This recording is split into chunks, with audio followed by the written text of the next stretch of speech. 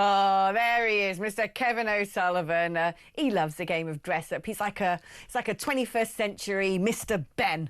Kev, welcome to the show. I'll tell you what, if that wig had been blonde, I wouldn't have been able to tell the difference between you and Michael Fabricant. Take the specs off, and there you go.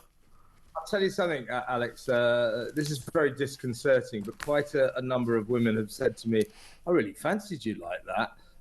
So I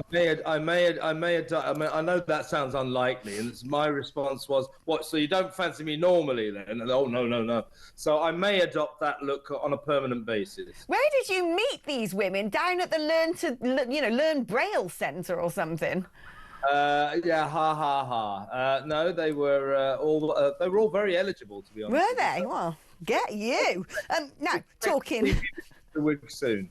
Talking about that, I don't quite know what to call it other than that. Meghan Markle, she gave out her homemade bath salt recipe, and some woman's followed it, watched the Netflix show, "We Love Meghan," and has, spooned together a load of rubbish and whacked it in a bath.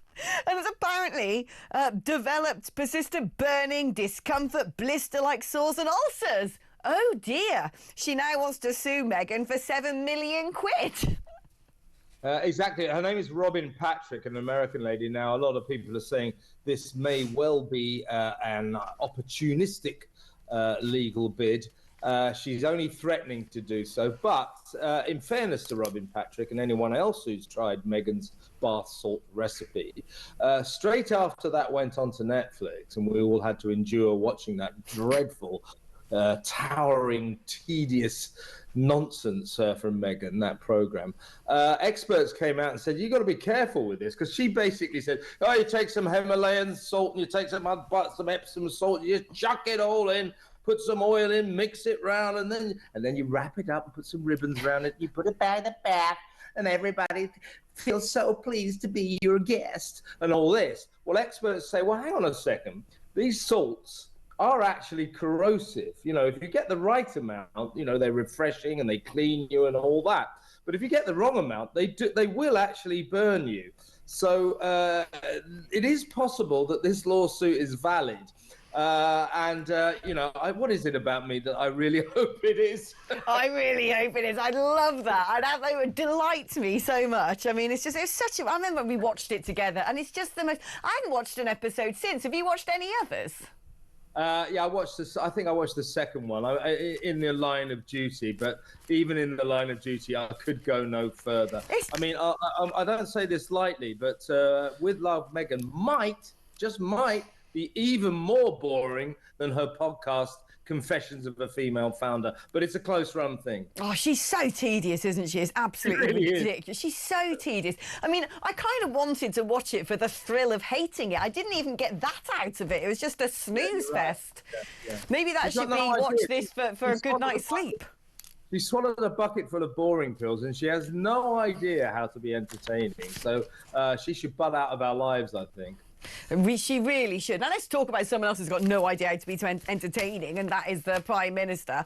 Other than just seemingly walking into one faux pas after the other, he's like, "We're celebrating a historic trade deal with America." I get it. The man wasn't even there. It was a football match. Donald Trump basically put a gun to his head saying, "We're going to whack a load of tariffs against you, sunshine," and at the 11th hour has rode back a little bit, although we're still worse off than we were before. And Sir Keir Starmer there, he's sort of like, it's a bit like when you watched Harry and Meghan, and Harry's just, looking through the window juggling or something like that. That's kind of like the relationship between the Oval Office and Sir Keir Starmer, who just seems to be bootlicking, pandering, weak, pathetic, and Donald Trump's playing him like a fiddle. Absolutely.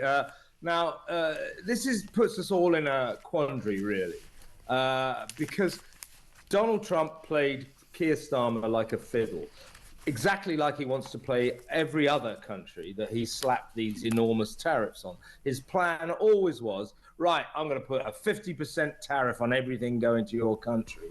The country complains and says, come on. It's all right, let's talk.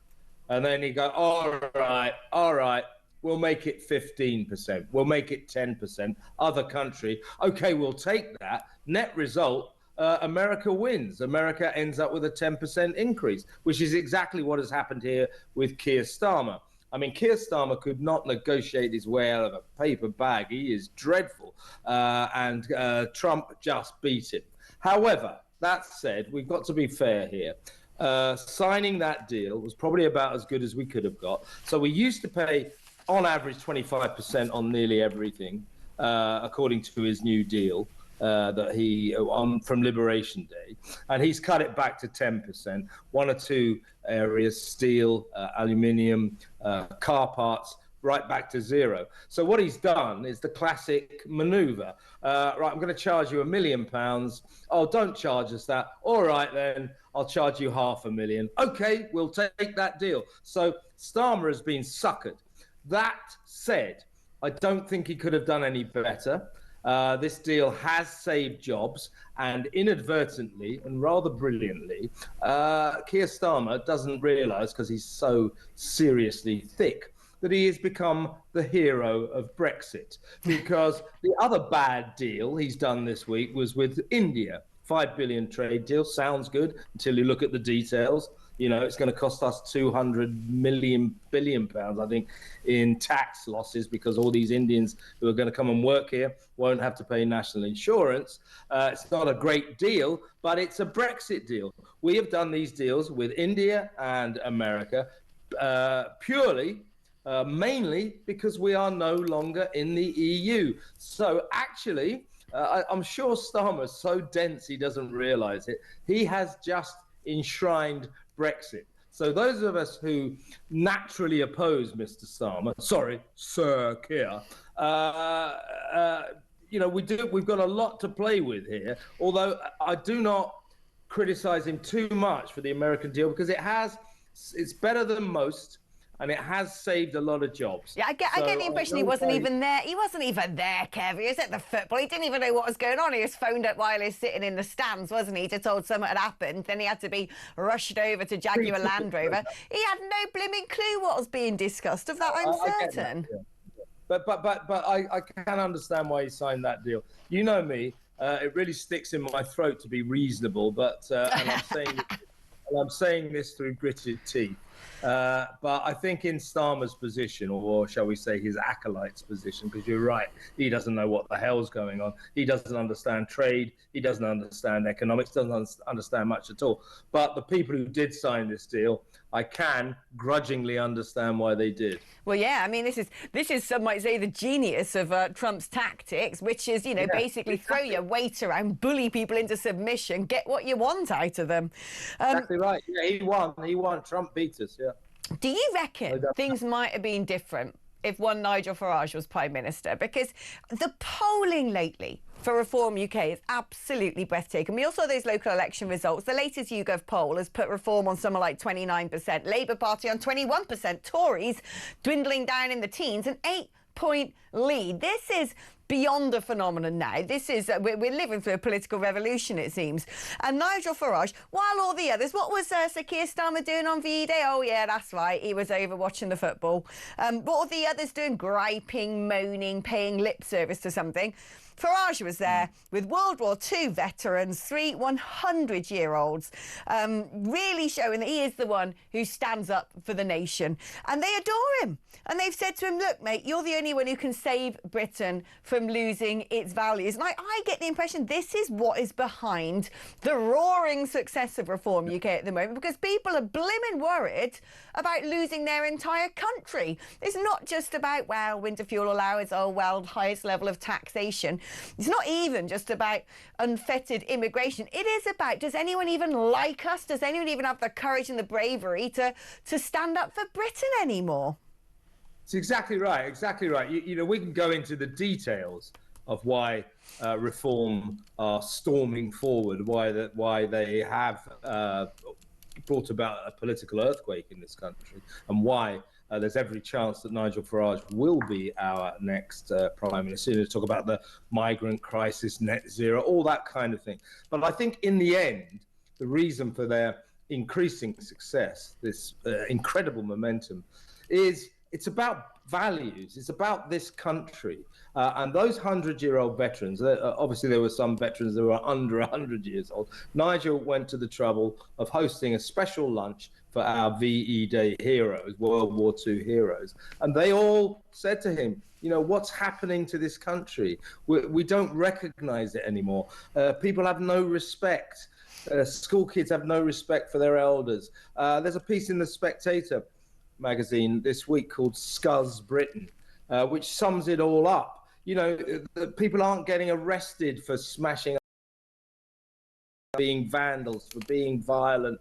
There's this sense of decline. We're forgetting what this country is supposed to be about, what it used to be about, what we remember it was about when we see the VE Day celebrations and remember the greatest ever generation. So, yes, it's about reforms.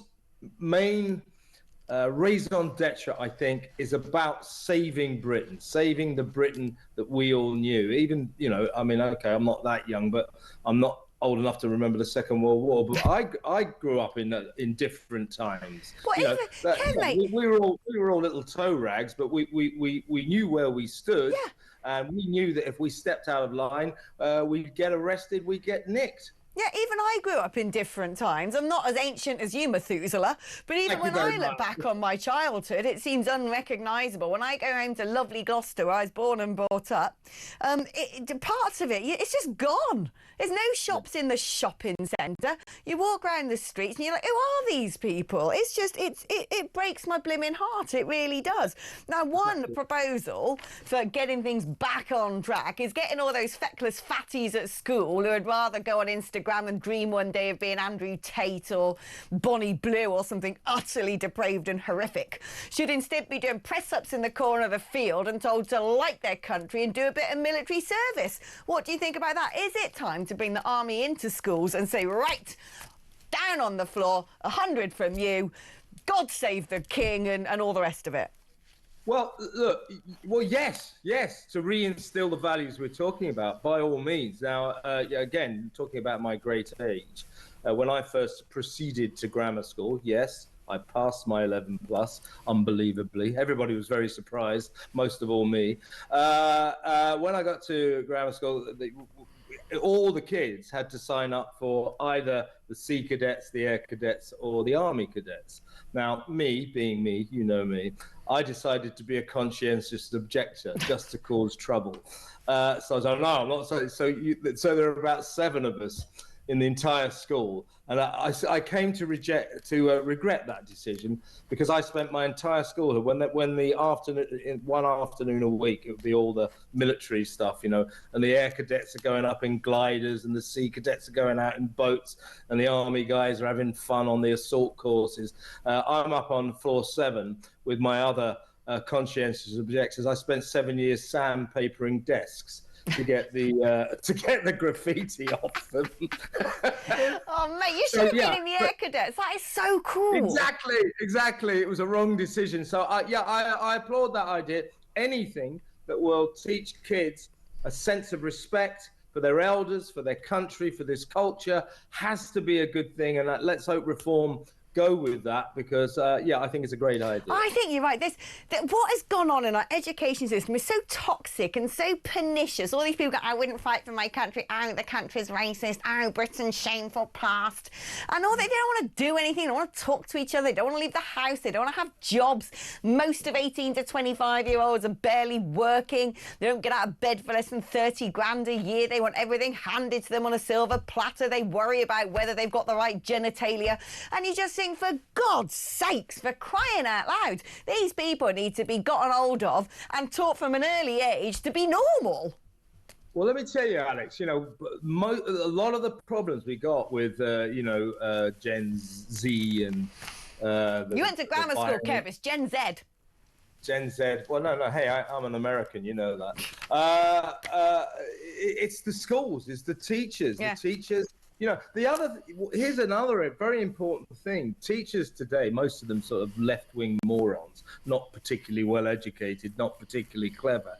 The only thing they teach their kids is how to be woke and left-wing. But the worst thing they don't teach our younger generations is how to debate in a civilized way, how to accept that there might be people who don't agree with you, who have other opinions. You know what it's like when you talk to a younger person. Well, I don't actually agree with you. They then hit you with a volley of insults. Take a look at social media. So our left-wing, useless, moronic, undereducated teachers, our woke teachers, are churning out generations of kids who've got no values, no understanding of the culture of this country, and no ability to debate in a civilized way. It's the school's fault. It's these idiot teachers' fault. You know, like they're all teaching them net zero. Yeah, brilliant. You know, they are politically brainwashing our kids, and they're in no position to brainwash anyone because they've got very small brains.